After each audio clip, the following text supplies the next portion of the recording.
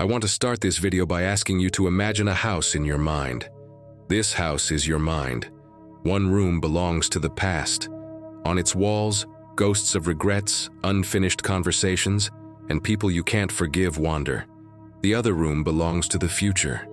Inside, it hides catastrophe scenarios that haven't happened yet, anxiety monsters and fears whispering, "What if?" And you are stuck in the narrow, dark corridor between these two noisy rooms. That is, the present. You spend your life in that corridor, swaying back and forth, listening to the sounds coming from the two rooms. What we call, "I have so many troubles today," is living in this house. It's surrendering control of our mind to the ghosts of the past and the monsters of the future. And we still wait in that corridor without stopping for a moment to say, "I am the owner of this house," just hoping those voices will quiet down. In today's world, this mental exile is like an epidemic. It doesn't just happen in major tragedies, but in the smallest moments too. Our mind takes over us. We analyze a short message from someone for hours. We create catastrophe scenarios because our loved one is online, but not messaging us. We replay a mistake from years ago in our mind as if it happened yesterday, because our mind is like a loyal but foolish guard tasked with protecting us. Its job is to sense dangers, but it's so loyal that it can't distinguish between a real danger and an imaginary one. It sounds the alarm for an enemy that hasn't even set out yet. It keeps digging trenches for a war that's already over. This situation slowly turns us into a living dead. One day we find ourselves, even in the most beautiful moments, with our mind elsewhere, unable to silence our inner voice while talking to loved ones, unable to stop the meaningless movie playing in our brain when we lie down at night. But if we succeed in taking back the key to that house, we don't have to live in that dark corridor, right? Instead, we can become someone who can close the doors of the rooms, open the windows to let in fresh air and sunlight, and most importantly, be the master of our own mind. Of course, we've all tried to silence those voices, perhaps countless times. But this struggle is like wrestling with a ghost. No matter how many punches you throw, they go to waste, because the enemy isn't tangible. But don't worry. By the end of this video, you'll learn how to stop fighting those ghosts and how to deal with them, and how to completely regain control of the house in your mind. But before we start, we need to understand how that loyal but foolish guard, our brain, produces these troubles. Because if we don't know the enemy's operating principle, we'll spend our lives forcing the wrong doors. So, what is trouble really? If you look in the dictionary, the word trouble means a situation that causes anxiety, sadness, or distress. But this definition is like describing the ocean with a drop of water. Trouble isn't just a situation. Trouble is a network of thoughts and emotions that our mind weaves around that situation, consuming us from the inside. Think of a moment like this. Your phone rings at midnight. The caller is someone you love dearly. At that moment, the name on the phone screen is a bare event. But from that second on, what happens in your mind? Your heart tightens, your breath shortens. Why are they calling at this hour? Something bad must have happened. Did they have an accident? Are they in the hospital? This is troubling yourself. Before you even answer the phone with no concrete information yet, your mind has written the worst-case scenario, and you've already started suffering its pain. Epictetus, who was born a slave and whose name even means acquired, said a phrase 2,000 years ago that would completely change human history. It's not events themselves that disturb people, but their judgments about those events. A phone ringing at night doesn't disturb you. What disturbs you is your judgment that the phone is a harbinger of disaster. Let's go a bit deeper. When we desperately desire something and fail to obtain it, misfortune begins. When something we avoid or fear happens to us, unhappiness emerges. So trouble arises from the war between reality and our expectations. When we attach excessive value to property, position, or even our own body, we essentially gift our own rope to the enemy who wants to hang us. The fear of losing them turns us into a slave. One of Seneca's most important messages is this: the only true good in life is being virtuous. Health, wealth, beauty, or their opposites like illness and poverty are neither good nor bad.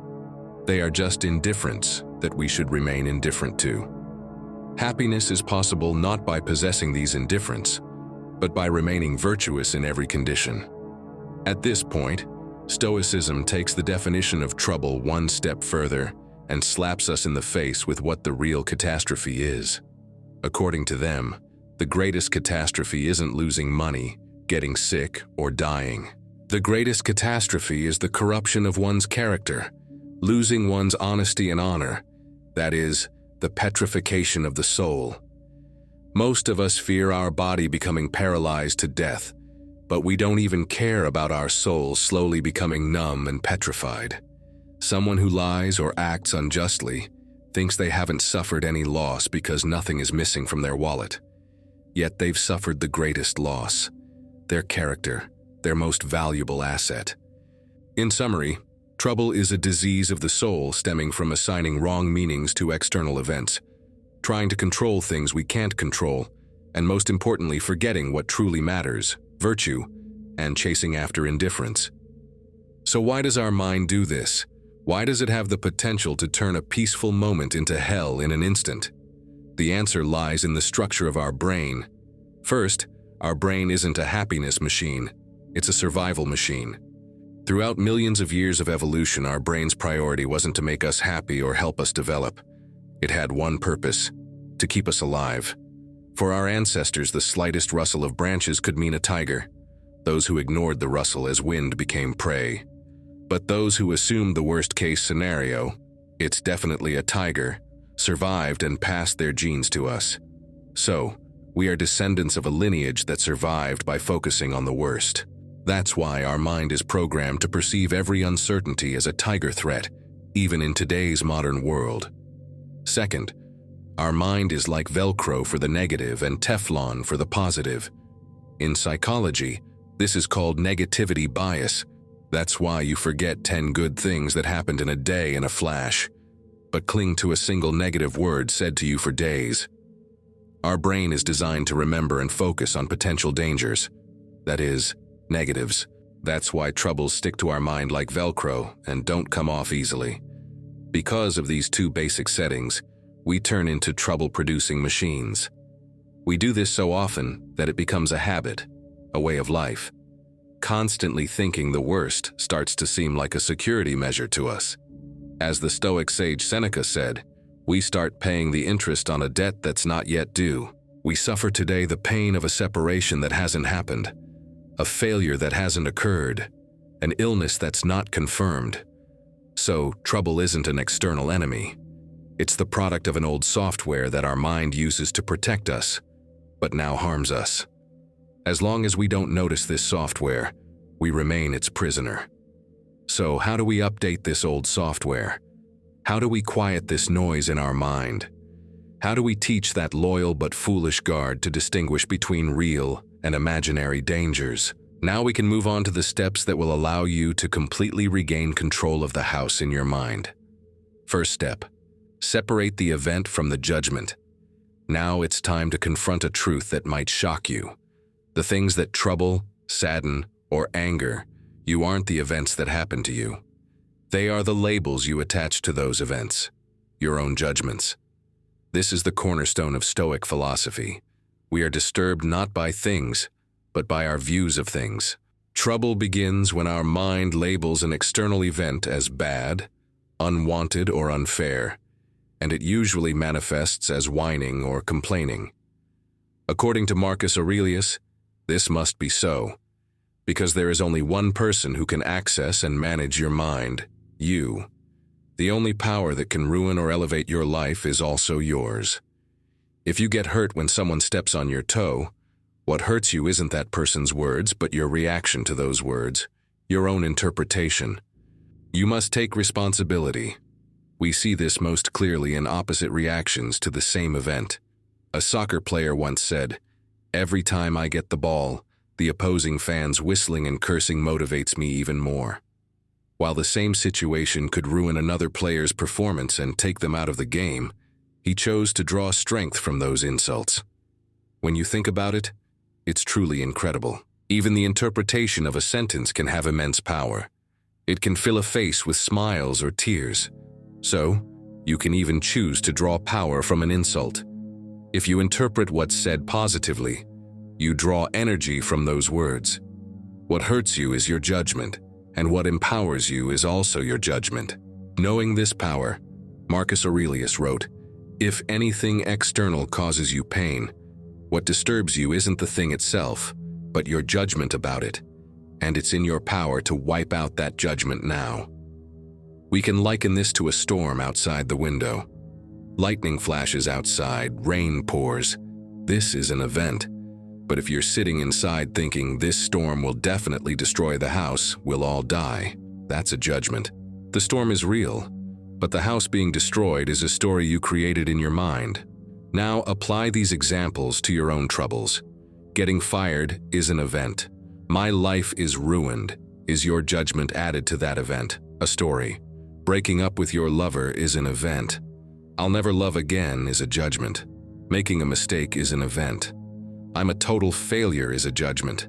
The moment you separate the event from the judgment, 90% of what you labeled as trouble instantly loses its power. Because now you're not facing a catastrophe, but just a situation that needs to be solved. So where is the control now? In the event or in your mind? Second step, your own circle of control. In this step, we'll see how to free ourselves from our troubles and rediscover peace. For this, please take a pen and paper. We'll do a very simple experiment. Now draw a circle in the middle of the paper. This circle is your circle of control. Think of all the troubles and worries in your life. Write the ones you can control inside the circle, and the ones you can't outside. So how will we know what goes inside and what outside? This circle represents the boundaries of your own control area on the map of your life. What remains inside this boundary are the lands of your absolute power.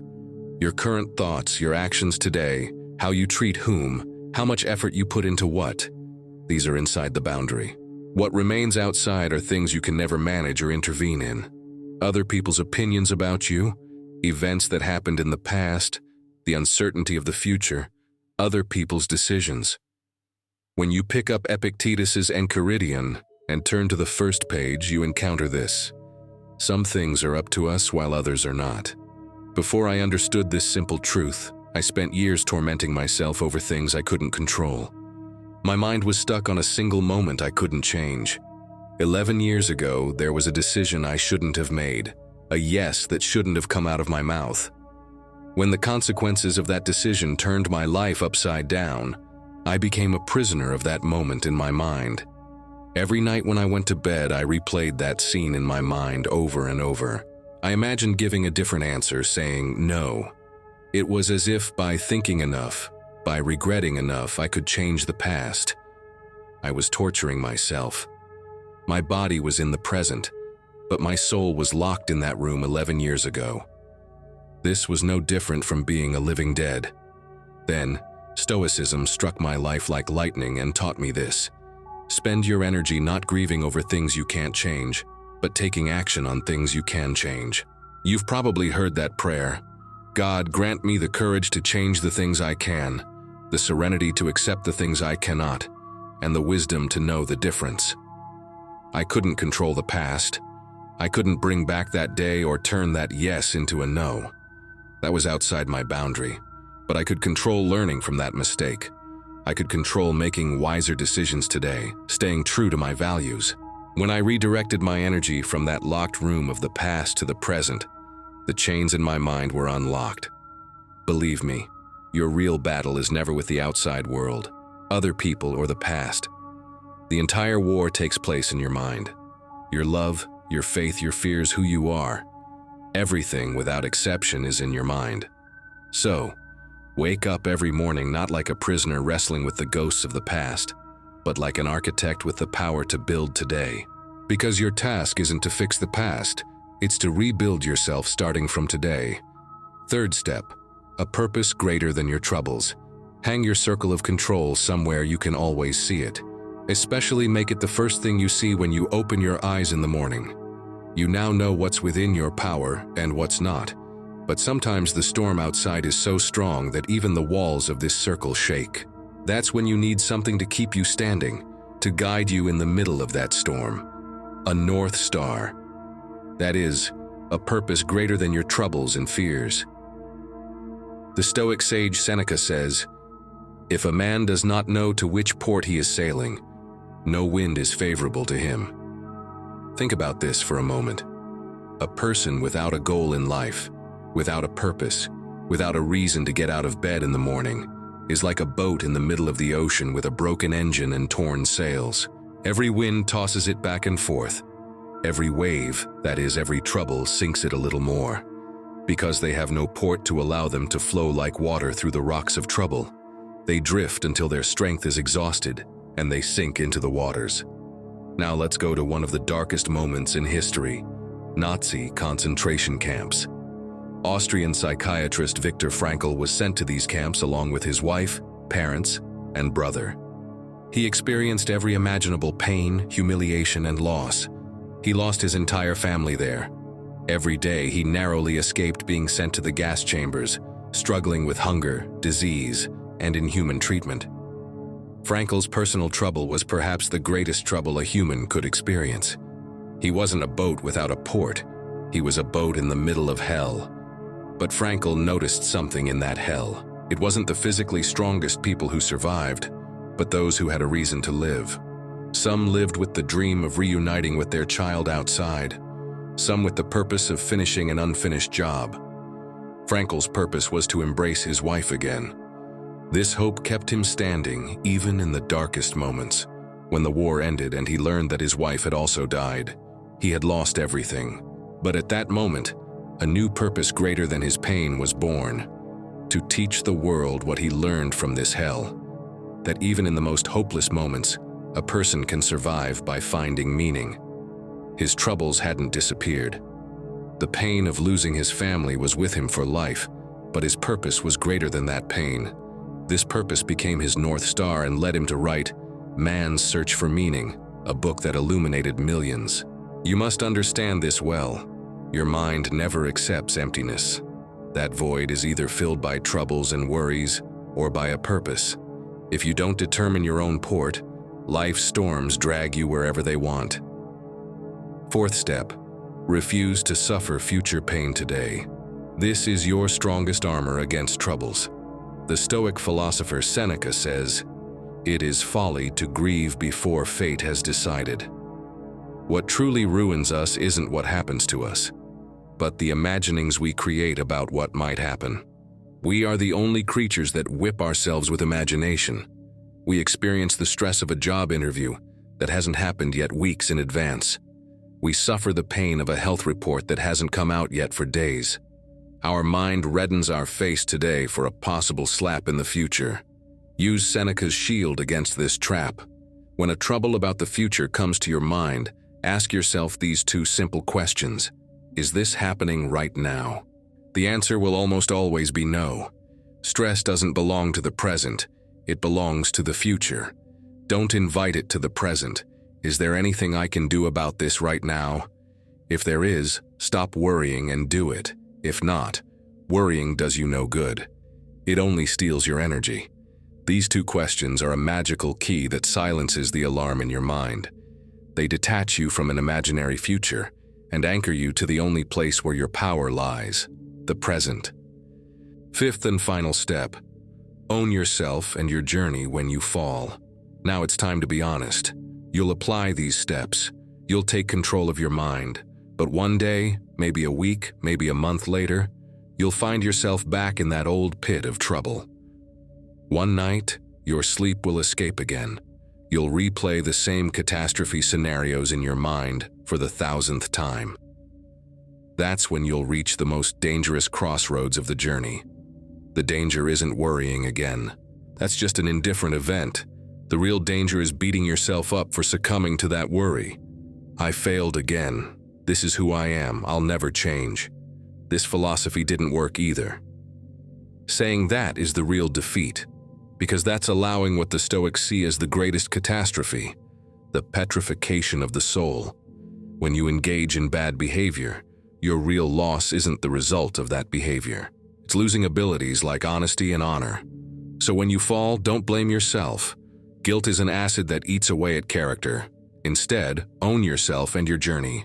And remember this: stumbling once doesn't mean the journey is over. It doesn't mean starting over. It just means remembering how far you've come. Think about it. In the past, a trouble would hold you captive for a week. It would be your nightmare at night, your shadow during the day. Now, maybe it only lasts a day, maybe a few hours. This is a revolution. In the past, you were a raft that capsized in every storm. Now, you're a ship learning how to deal with waves. This is mastery itself. This path isn't a straight highway. Sometimes it's muddy, sometimes uphill, sometimes a dark trail. But as you walk, your feet stand firmer on the ground, and at some point when you look back, you'll realize you're no longer the old you who feared those storms. You are the captain who knows the way to the port when the storm subsides. Remember, no trouble can define who you are. You are the owner of that house in your mind. The ghosts and monsters inside exist only as long as you give them power. Today is the day to take back the key to that house and open the windows wide. Because you deserve to be not the prisoner in that narrow corridor, but the bright owner of that house. This journey begins with remembering that truth. Thank you for watching.